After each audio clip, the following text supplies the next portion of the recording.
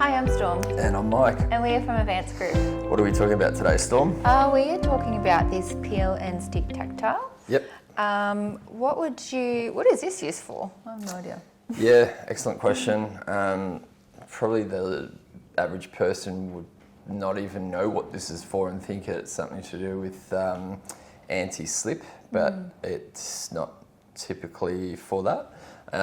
And so this is actually a product for vision impaired. Now, probably in the last 20 years, you would have started seeing these around the place at intersections, different hazards, footpaths, train station platforms, tops and bottoms of stairs, tops and bottoms of ramps. Yep. Does it cover like the whole floor or just like certain areas? No, so there is a standard which is governed by, it's probably advised by the disability body, whichever one that is in Australia, I forget the name, but they would be advising the construction industry and council regulatory bodies, people like that, the building industry basically. So on approach to a stairs, you would want 600mm depth minimum, and typically the width of whatever the stairs or ramp or whatever is. And so there might be a few exceptions, say for example at the edge of a train platform, I can't remember, that might be 300mm. So but just be like lined up in front of the train, do you mean? So when they touch it, they know what they're coming to an edge? Yeah, so typically a train platform is raised above the train lines, and then obviously when the train pulls up, there's fairly level, not too much step up or down to get into and out of the train. For people that are vision impaired, these have two purposes. One is it's called a tactile, obviously, because tactile meaning to touch, and but it also is supposed to be of a luminance contrast. So, you know, for people that have normal vision, then we would typically think of things as having a contrast in colour. But for people that are vision impaired, there's a different standard, and that's called luminance contrast. And that just means how much light reflects back off a product. So, you know, if this was grey on concrete, then that's not really very good luminance contrast. And so, you know, it might be a 10% or 5% luminance contrast. Now, if this was, you know, somewhere that didn't have, like, say, either a very dark floor or a very light coloured floor, then obviously it's going to have a better luminance contrast. And but yeah, don't confuse colour contrast with luminance contrast, because they are different. There's information on the website about luminance contrast, and possibly links to different standards about how it all works. Now, it's quite scientific, so something that you might think would be, you know, counterintuitive would be, say for example, if you had yellow tactile on concrete, and then if you had a ivory coloured tactile on concrete, the ivory tactile is actually a better luminance contrast than the yellow, because the yellow and the concrete reflects light more equally than the ivory and the concrete. So, you know, yellow might not meet the standard on concrete because it might be, say, 25% luminance contrast. And if the industry standard is more like 30 or 35% luminance contrast, then it doesn't meet that standard. And so you might have to go with ivory on the concrete, because that might be, say, 40% luminance contrast. So, you know, for people that's only dealing with colour contrast, you might not think that's intuitive. But for someone that's, you know, measuring it with an actual instrument, then they'll be able to tell you whether it's going to meet the appropriate luminance contrast. Obviously, you wouldn't put black on a black floor, etc., white on a white floor. So, yeah. It might be a silly question, but you'd only use this on the ground, wouldn't you? Yep. Yeah. And so this is the one tile. Yep. Is this how it comes, like when you buy them? It just comes one individually? Yeah, so you buy them individually. However, most staircases are around 1 metre minimum width. So you see, if you put 3 side by side, it's going to be 900mm, and then another 3 this way, it's going to be 600mm by 900mm. So people wouldn't generally buy less than at least 6 at a time. Yeah, so you can just choose any quantity that you want. Yep. And is it cheaper if you buy more? 100%, yeah. So everything on our website has the ability for automatic discounts if you're buying in bulk. Now, there's also we have discounts set up for trade customers who buy regularly off us or in bulk, and that's something you can set up with our sales staff like in advance. So say for example, if you are a trade customer of ours and you are wanting that set up, we can set you up with your relevant trade customer pricing. Then if you are logged in on our website with your login, then you'll already see your price. And then if you want to know what the further discounts are for bulk, then there's a button on every product page that's for bulk discounts. If you press the button, it'll pop up a table, and then you can see the price breaks for 5, 10, 20, 50 and 100. Yeah. What are the measurements of this tile? So it's 300mm square. The height of this might be 5mm or something, I forget. So the overall height might be 10mm or something, I forget exactly. But those measurements probably on our website, and it meets the standards, the regulations, or whatever.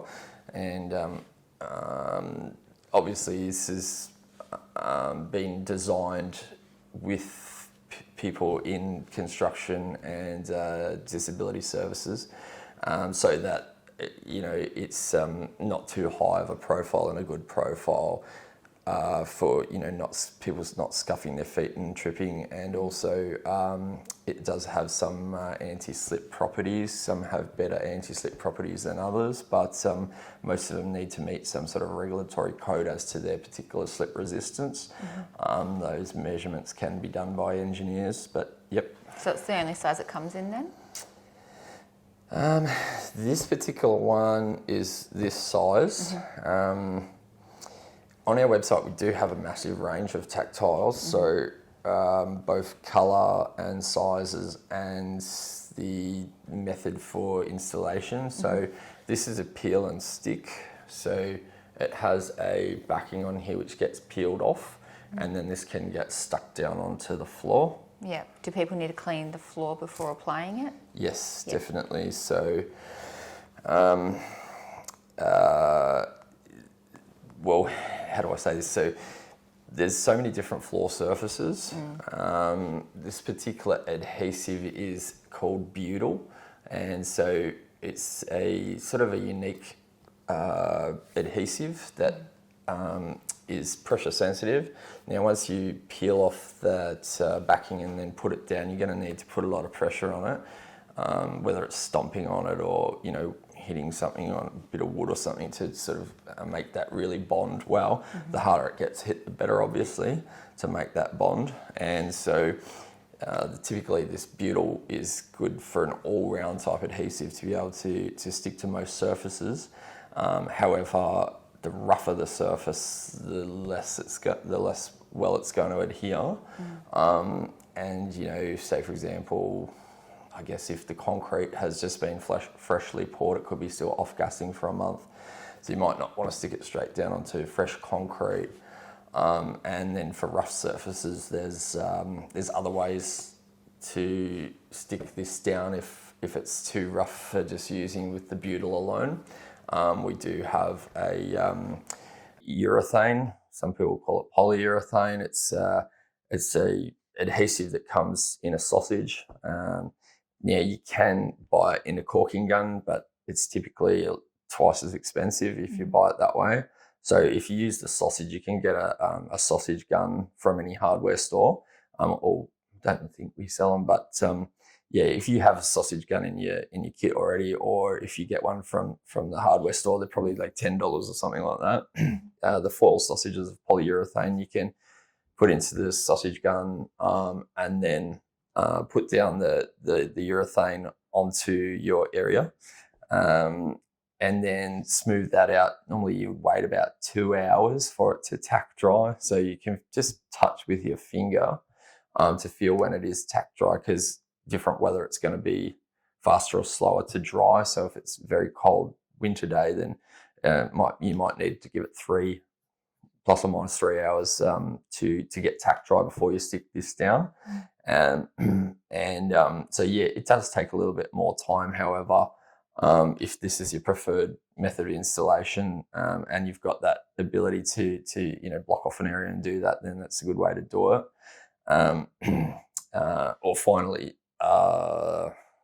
we have some on our website as well, some with holes in the corners where you'll be able to put mechanical fixing. So say, for example, if you did have a real problem area where it wasn't bonding well, and you wanted to be able to put some mechanical fixings in the corners, even if it's lifting somewhere because of bad installation technique or some sort of problem, then it's pretty easy to put a mechanical fixing in the corners. If it doesn't already come with them, we can either put them in, or you can put them in, or something like that. And we sell special fixings for that. Yep.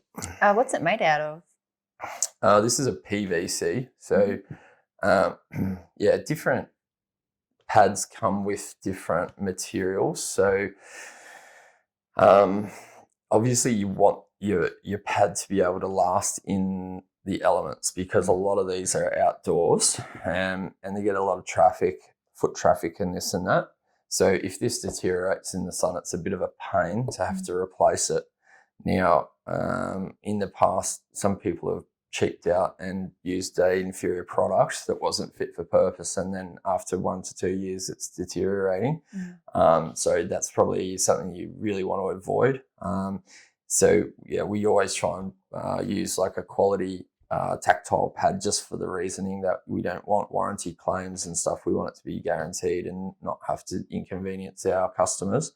So just be aware that sometimes you get what you pay for, and you probably don't want to cheap out when it's something that's going to be quite frustrating and annoying to have to go back and replace after a year or two if someone's trying to claim warranty. I forget what the warranty is on these. I think it's probably about 3 years. However, I would expect this to last 10 plus years in the outdoors, in the elements, which is actually pretty good considering how much damage the UV from the sun can do, plus being on the floor, road, footpath surface, etc. They can get beat about quite a lot. So, being that it is a good product, and getting that many years out of it is probably ideal. Yeah. How would, if they needed to replace them, how would they remove them? Well, I would have to leave that up to them. Yeah. Fair enough. Yeah. There's lots of different ways you can remove stuff like this. It depends how big the job is. Yeah. Depends what it's stuck onto. Quickest, fastest way would be a mechanical chisel on, say, something like a tile removing tool that's going to be either pneumatic or electric, and sort of going to use some sort of a cold chisel type thing that's fixed into the machine to be able to get it off. You can get those cold chisels on all sorts of different machines to be able to do that sort of thing. But if it's on porcelain or something like that, you definitely don't want to use that. So it's going to be a bit of a pain. It just depends. Yeah. Is there anything else we need to know about it? There's probably a million things we could say about these sorts of products, because we sell so many of them in so many different types. I think we've covered most of the essentials. This one's grey, obviously. So, just to recap, I wouldn't put this on concrete, but I would put it on a light surface or a dark surface, no problems. Just be aware of those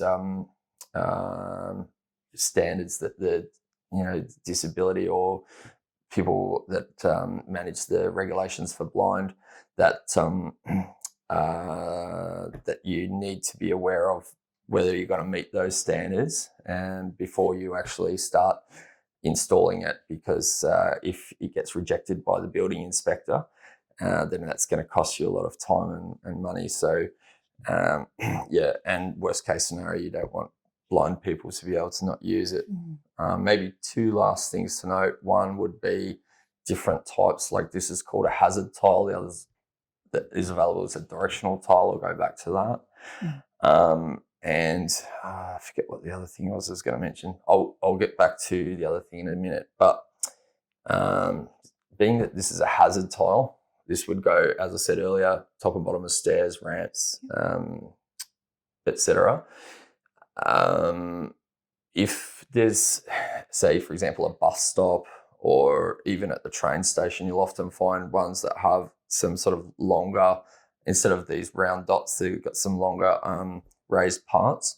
And the reason is because people that would have a cane, say for example, they might be vision impaired, they'll maybe have some blurry vision, they'll see the contrasting colours on the floor, so they'll know that either it's a hazard or it's directional. And so if they feel with their cane or their feet that they've either got these long bars or the hazard dots, then they can tell whether it's a hazard or directional. So for example, they're on the footpath, they're going to the bus stop, they see the change in the colour of the surface of the floor, they can use their cane to feel a directional tiles to lead to the hazard, and then they can stop there, wait for the bus to stop before climbing on the bus. So yeah, those were both the things that I was going to finally mention. So this is the most common one. The directional one will probably sell very infrequently, maybe like 1% or less of the tactiles that we sell. So that's probably about it. If you want to buy this product, you can go to www.advancedgrip.com.au. And if you want to see more videos like this, you can hit like and subscribe. Thanks for watching. Thanks, bye. Bye.